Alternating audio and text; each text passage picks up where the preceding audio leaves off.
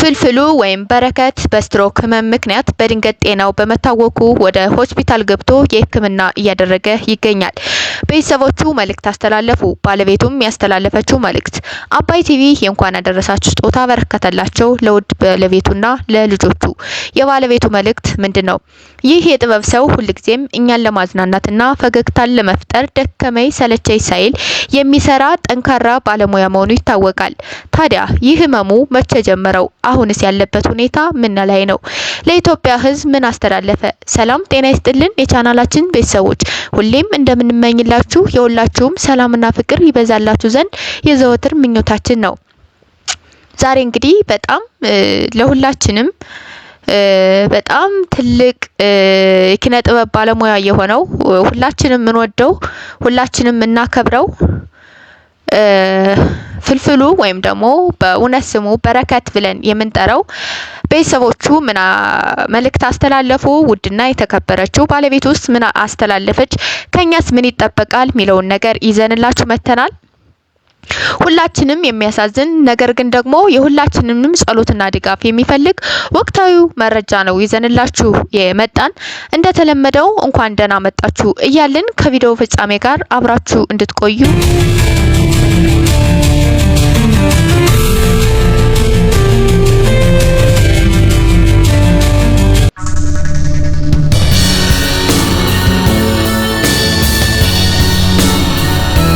እንደሚታወቀው በአባይ ቲቪ ዋሸው እንዴ እንዲሁም ደግሞ በተለያዩ ሚዲያዎች ሳቁና ቀልዱ ካስተማሪነቱ በላይ የተጨነቁ ያዘነ የተከዘ ሁሉ የሱን ሳቅና ቀልዱ የሚረሱበት በተለይ ደግሞ በአባይ ቲቪ ዋሸው እንዴ በሚለው አዝናኝ ፕሮግራም የምናውቀውና ብዙዎቻችን ዘንድ ተወዳጅነትን ያተረፈው የኪነ ጥበብ ባለሙያ በረከት ወይም ደግሞ ፍልፍሉ በአሁኑ ሰዓት በሕክምና ላይ ይገኛል።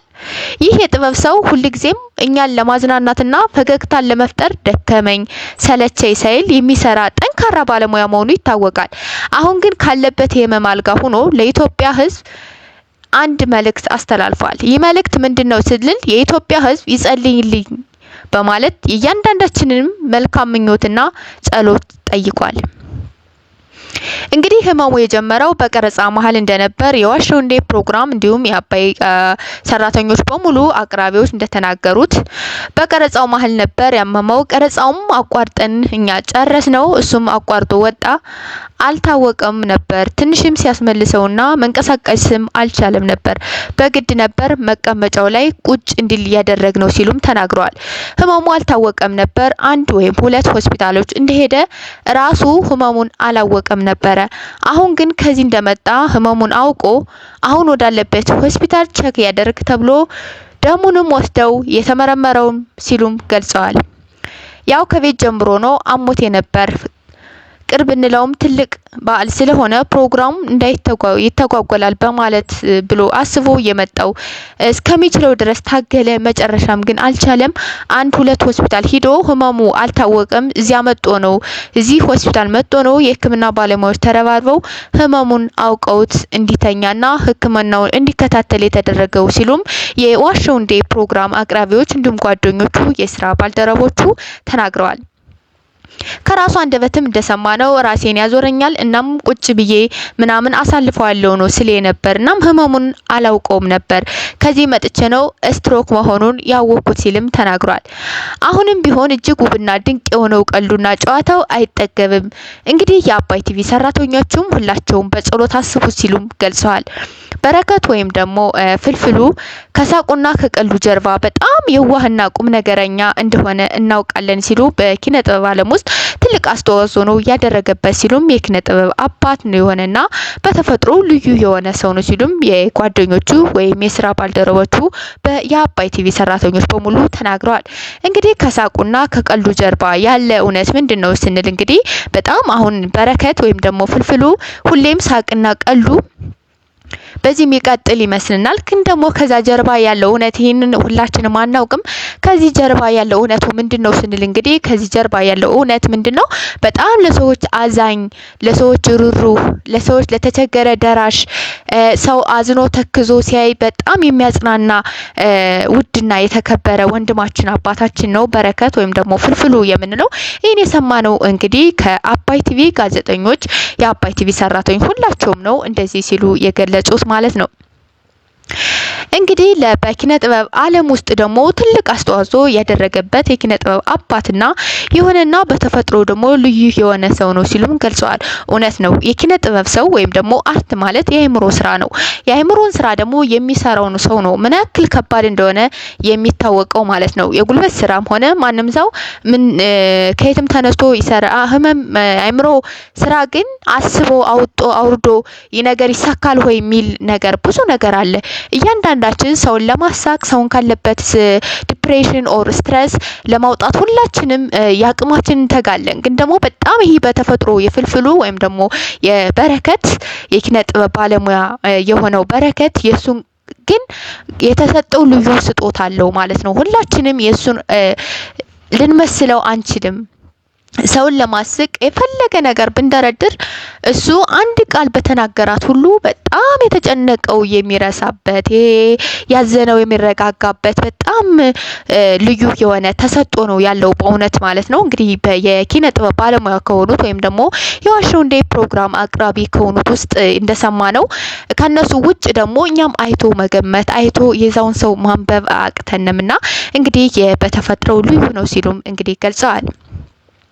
የኮሜዲያን በረከት ወይም ፍልፍሉ ባለቤትም እንግዲህ ካሁን በፊት ያዞረዋል ወጥቶ ስራ ደርሶ ሲመለስ ያዞረኛል ነው የሚለውና ሁሌም ያዞረው ነበር እንደዛ ነው የሚለው። በመጨረሻም ግን የበላው ምንም ነገር አይረጋጋም ወዳው ነው የሚወጣውና ሊሄድ ወደ ስራ ሲለኝ እያየሁት መቆም አቃተው። ደግፌ ይዤው ወርጄ የዛሬው ስራ ቢቀር ስለው አይ እምቢ ብሎ አንድ መድኃኒት ከወሰድኩበት ደህና ሆናለሁ ብሎ ሄደ። በጣም ሲጨንቀኝ ስለነበር ያው ህመሙን ሁሉን ስለምረዳው ስለማየው በየደወልኩ ነው በማል እየደወልኩ ቼክ አደርጋለሁና ደህና ነው ደህና ነኝ ይለኝ ነበርና ከስራ መልስ ሲመጣም ራሱ በጣም ደካክሞ ነው የሚመጣው እና በጣም እኔ ወደ ሆስፒታል መሄድ አለብህ ስለው ተይ ሳርፍ ይተወኛል ብሎ ልረፍበት ነው የሚለኝና የጓደኛውም እንግዲህ ጓደኛ ዶክተር አለ እሱም መቶ ቼክ ሲያደርገው መተኛት አለብህ ተኝተ መታከም አለብህ ሲለውም አንተ ባለቤቴን አማክሪያት መምጣት አለብኝ አሁን አልተኛም ብሎ እስከዚህ ድረስ ነው የሚለው የነበርና አሁን ግን በቀረጻ ማል ደግሞ እንደምንም ተደጋግፎ ሂዶ ወደ ዋሸው እንዴ ፕሮግራም የባለ አቅራቢ የሆኑት እንግዳም ጋብዘናል። ኦዲየንሶቹ እየጠበቁኝ ነው ስለዚህ አልቀርም ብሎ ሄደ። ከዛም እንግዲህ በዛ አሁንም ድጋሜ ሲሄድ ነው እንግዲህ ስላልቻለ በዛው ሆስፒታል ሄደ ስትልም ባለቤቱ ገልጻለች። እንግዲህ ሁላችሁም ለህዝቡም እንግዲህ ውድና የተከበረችው የፍልፍሉ ወይም ደግሞ የበረከት ባለቤት ያስተላለፈችው ለኢትዮጵያ ህዝብ ወይም ደግሞ ለመላው ዓለም በሙሉ እሱን ለሚያውቀው በሙሉ ለህዝቡ ያስተላለፈችው ሁላችሁም በሃይማኖታችሁ ጸልዩለት ስትል ገልጻለች። እንግዲህ ውድና የተከበራችሁ የፍልፍሉ በረከት ባለቤት ያስተላለፈችው መልእክት ሁላችሁም በሃይማኖታችሁ ጸልዩልኝ ስትል ገልጻለች። አባይ ቲቪም አመት ባል ሲመጣ ብዙ ነገር ያስፈልጋል ለልጆች ለቤት ለዚህም ሁሉ የ100,000 ብር ስጦታ አበርክቶላቸዋል። በእውነት አባይ ቲቪ ጓደኝነት ማለት ምን ማለት ነው? የስራ ባልደረባ ማለት ምን ማለት ነው? አንድ ተቋም በአንድ ተቋም ያንድን አገልጋይ ያንድን ሰራተኛ አብሮነት ልጅ ማለት ነው። አንድ ተቋም የሚያገለግለው ሰራተኛ ለተቋሙ ልጅ ነው ማለት ነው። ስለዚህ ለልጁ ይሄን ያክል ማድረግ በእውነት በጣም ለሁሉም ሚዲያ ትምህርት የሚሆን ነው። ለሁላችንም ተቋምን ብቻ ሳይሆን በአንድ ድርጅት ውስጥ በአንድ እየሰራን አንድ ሰው ጎደለ ማለት በጣም ከፍተኛ ነውና እንግዲህ ውድና የተከበራችሁ የንማማር ዩቲዩብ ቤተሰቦች በዛሬ እንግዲህ ሁላችንም ነው በሃይማኖታችን ሁላችንም ለፍልፍሉ ወይም ደግሞ ለበረከት ኮሜዲያን በረከት እንድንጸልይለት ላለው ማለት ነው። እንግዲህ የአባይ ቲቪ ሰራተኞች በሙሉ ያስተላለፉትም እንግዲህ ሁላችሁም በጸሎት እንድታስቡበት ነው የጠየቁት። እንግዲህ ውድና የተከበራችሁ ባለቤቱን ያስተላለፈችው መልእክት በጸሎታችሁ አስቡት ነው። አባይ ቲቪ የሚያስተላልፈው ይሄን ነው። እሱም እጅግ ተወዳጅ የሆነ ወንድማችን አባታችን ፍልፍሉ ወይም ደግሞ በረከት ያስተላለፈው በጸሎታችሁ አስቡኝ ነው ያለው ማለት ነው። እንግዲህ ቀጣይ በአንድ ሳምንት ብቻ በሕክምና እንደሚኖርም እንግዲህ የሕክምና ባለሙያዎችም ገልጸዋል ማለት ነው። እንግዲህ ውድና የተከበራችሁ አንዳንዴ በሽታን እድናለው እንዲላለው ነገ ይሻለኛል በማለት ጊዜ በመስጠት ቶሎ ምንድነው እንትን ይላልና አሁን ደግሞ ይሄ ወንድማችን እንግዲህ ተሎ ነው የሄደው ማለት ነው። እንግዲህ እግዚአብሔር ረድቶትም የስትሮክ ሴንተር በተከፈተለት እንግዲህ ወሰን ነው የሚገኝ ነው ያሉት።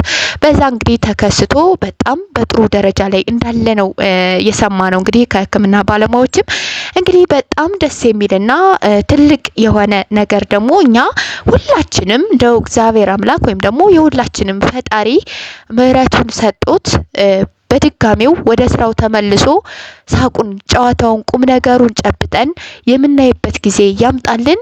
መድኃኔዓለም ኢየሱስ ክርስቶስ ሁሌም ከጎን ይሁን እንላለን። እንማማር ቲዩብ እናንተም ደግሞ ሁላችሁም እንግዲህ በምትሰሙበት በምታዩበት ጊዜ ህመሙን አይታችሁ እንግዲህ መልካም ምኞታችሁን ግለጹለት፣ ጸሎት አድርጉለት ለማለት ነው። እንግዲህ የዛሬ ቪዲዮ ይሄን ይመስል ነበር። በሌላ አዳዲስ ቪዲዮ እስከምንገናኝ ድረስ ሰላማችሁ ይብዛ። ቻው ቻው።